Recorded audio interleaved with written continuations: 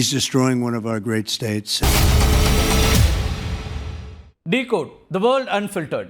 அமெரிக்காவின் Los Angeles நகர மக்களுடைய தன்னெழுச்சி போராட்டம் அதிபர் வெர்சஸ் ஆளுநர் அப்படின்னு மாறி இருக்கிறது.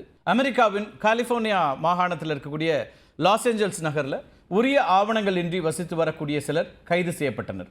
சட்டவிரோதமாக தங்கியிருப்பவர்களை அடையாளம் கண்டு கைது செய்யும் பணியை US immigration and customs enforcement அப்படின்னு சொல்லப்படக்கூடிய ஐஸ் அதிகாரிகள் மேற்கொண்டாங்க. இந்த அதிகாரிகளுடைய நடவடிக்கை ஒரு பக்கம் இருக்க, லாஸ் ஏஞ்சல்ஸ் நகரம் முழுவதும் பற்றி எறிய காரணம் ஒரே ஒரு வதந்தி தான். அந்த நகரத்தினுடைய பாரமவுண்ட்ங்கிற பகுதியில் வசிக்கக்கூடிய 82% மக்கள் ஹிஸ்பானிக் மக்கள். கியூபா, மெக்சிகோ உள்ளிட்ட லத்தீன் அமெரிக்க நாடுகளை சார்ந்தவர்கள் தான் இந்த மக்கள். இவர்கள் பெரும்பாலும் அமெரிக்காவில் ஆவணங்கள் இன்றி குடியேறியவர்களாக இருக்கிறார்கள். 2023ஆம் ஆண்டு நிலவரப்படி அமெரிக்காவில் ஹிஸ்பானிக் மக்கள் தொகை 65.2 மில்லியன்களாக மதிப்பிடப்பட்டிருக்கிறது. மொத்த அமெரிக்க மக்கள் தொகையில் ஏறக்குறைய 19.5% மக்கள் ஹிஸ்பானியர்களாக இருக்கிறார்கள். அமெரிக்காவில் வாழும் மிகப்பெரிய சிறுபான்மை குழுவாக ஹிஸ்பானியர்கள் தான் இருக்காங்கன்றது குறிப்பிடத்தக்கது. அதிவேகமாக வளர்ந்து வரக்கூடிய இந்த ஹிஸ்பானிக் மக்கள் தொகை அப்படிங்கிறது 2050க்குள்ள இரட்டிப்பாகும் அப்படிங்கிற ஒரு கணிப்பும் அங்கே இருக்கிறது. பெரும்பாலும் இந்த மக்கள் எங்கே வசிக்கிறாங்க அப்படின்னு பார்த்தீங்கன்னா, அமெரிக்காவுடைய மாகாணங்களில் கலிஃபோர்னியா, டெக்சஸ், ஃப்ளாரிடா, அதே போல் நியூயார்க் இந்த மாகாணங்களில் தான் அதிகமாக இருக்கிறார்கள். மெக்சிகோ, புவர்ட்டோரிக்கோ, எல் சால்வடார், அப்புறம் கியூபா இந்த நாடுகளை சார்ந்தவர்கள் தான் அமெரிக்காவில் அதிக அளவில் வாழக்கூடிய ஹிஸ்பானிக் குழுவினராக இருக்கிறாங்க.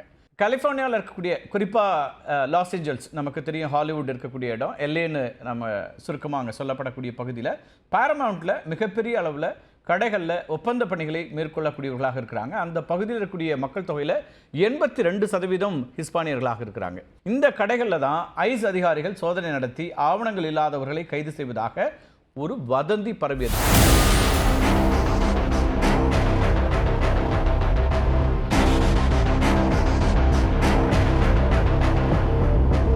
இந்த வதந்தியை தொடர்ந்து தான் ஐஸ் அதிகாரிகளுக்கு எதிராக பாரமவுண்ட்ல போராட்டங்கள் வெடித்தன. முதல் நாள் வெள்ளிக்கிழமை மிகப்பெரிய அளவுக்கு இந்த போராட்டம் நடந்தது. அதுக்கு பிறகு ஹிஸ்பானிக் மக்களுக்கு ஆதரவாக உள்ளூர் மக்களும் கூட போராட்டத்தில் கலந்து கொண்டாங்க. போராட்டத்தை கட்டுக்குள் கொண்டு வர நினைத்த போலீசார் கண்ணீர் புகை குண்டுகளை மக்கள் மீது வீசினார்கள். போராட்டக்காரர்கள் சாலைகளை முடக்கி கண்ணில் படக்கூடிய வாகனங்களுக்கு எல்லாம் தீ வைத்து எரித்த அந்த காட்சிகளையும் பார்த்தோம். 3 நாட்கள் இந்த போராட்டம் நடந்து கொண்டிருந்தது. 4வது நாளில் ஓரளவுக்கு போராட்டம் கட்டுக்குள் வந்தாலும் கூட மக்கள் லாஸ் ஏஞ்சல்ஸ் சாலைகளில் பேரணி நடத்தினாங்க. இந்த போராட்டத்தை மாகாண அரசு ஒடுக்கவில்லை அப்படின்னு குற்றம் சாட்டிய அதிபர் டொனால்ட் ட்ரம்ப் தேசிய காவலர்களை லாஸ் ஏஞ்சல்ஸுக்கு அனுப்பினார். இதை பற்றிலாம் நம்ம விரிவான காணொலியில் ஏற்கனவே பார்த்துருக்கிறோம். இராணுவ வீரர்களுக்கு இணையான தேசிய காவலர்களை லாஸ் ஏஞ்சல்ஸ் சாலைகளில் மக்கள் கண்டதும் போராட்டங்களை மேலும் தீவிரப்படுத்தியிருக்கிறாங்க. அமைதி ஏற்படுத்தும் முயற்சியாக ட்ரம்ப் எடுத்த நடவடிக்கை பதற்றத்தை தான் கூட்டியிருக்கிறது. தன்னோட ஒப்புதல் இல்லாமல் எப்படி தேசிய காவலர்களை லாஸ் ஏஞ்சல்ஸ்க்கு அனுப்பலாம் அப்படிங்கிற கேள்வியை கலிஃபோர்னியாவுடைய ஆளுநர் எழுப்பி கண்டனத்தையும் தெரிவிச்சிருக்கிறார். மேலும் சமூக வலைத்தளங்கள்லையும் அதிபரும் ஆளுநரும் வார்த்தை போர் நடத்தி வர்றாங்க.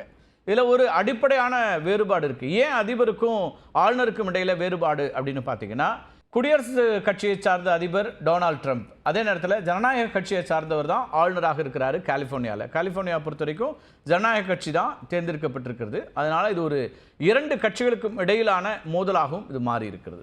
கேவின் நியூசம்ங்கிறவர் தான் அங்கே ஆளுநராக இருக்கிறார். அவர் திறமையற்றவர் என தன்னுடைய ட்ரூத் தளத்தில் பதிவிட்டார் ட்ரம்ப். தான் தேசிய காவலர்களை அங்கே அனுப்பியதற்கு நன்றி கூற வேண்டும் அப்படின்லாம் ட்ரம்ப் குறிப்பிட்டிருக்காரு.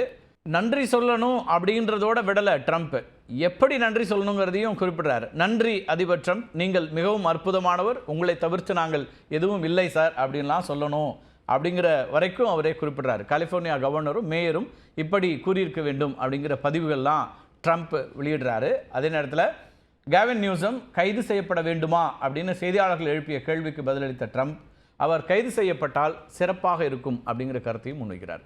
இதற்கு பதில் அளிக்கக்கூடிய விதமாக தான் நியூசம் ஒரு பதிவு விடுறாரு. அதில் அவர் என்ன சொல்றாருன்னா, சர்வாதிகாரத்தை நோக்கிய நடவடிக்கை அப்படின்னு கடும் குற்றச்சாட்டை முன்வைக்கிறார். தான் அனுப்பி வைத்திருக்கக்கூடிய தேசிய காவலர்களை அவமதித்தால் அடி பலமாக விழும் அப்படின்னும் கேவின் நியூசமை டொனால்ட் ட்ரம்ப் எச்சரிக்கை விடுக்கிறாரு. இப்படி அதிபருக்கும் ஆளுநருக்குமான மோதல் அப்படிங்கிறது சமூக வலைத்தளங்களில் வெளிப்படையாக வெடிக்கிறது. அதே போல் ஊடகங்கள்லையும் வெளிப்படையாக அவங்க மோதிக்கொள்கிறார்கள். ட்ரம்ப் ஒரு சர்வாதிகாரி அப்படின்னு சொல்கிற நியூசம் மனதளவில் அவர் வளர்ச்சியடைய வேண்டும் அப்படின்னு கூட தன்னுடைய பதிவில் குறிப்பிடுறார்.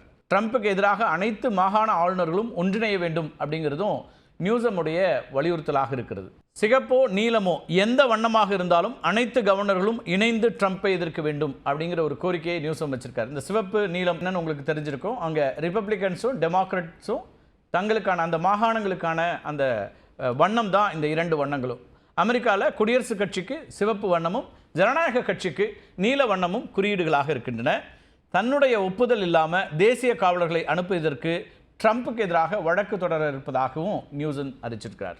ஏற்கனவே தேசிய காவலர்களுக்கு எதிராக மக்கள் போராட்டம் நடத்தும் நிலையில் மேலும் 2000 பேர் லாஸ் ஏஞ்சல்ஸ் நகரில் குவிந்திருக்கிறார்கள். இது மட்டுமில்லாமல் கடற்படையை சார்ந்த 700 வீரர்களும் அங்கு அனுப்பப்பட இருக்கிறாங்க. ட்ரம்ப்புடன் மல்லு கட்டும் இந்த கலிஃபோர்னியா கவர்னர் யார் அப்படிங்கிற கேள்வியும் இப்போ உலக அரங்கில் எழுந்திருக்கக்கூடியதாக இருக்கிறது.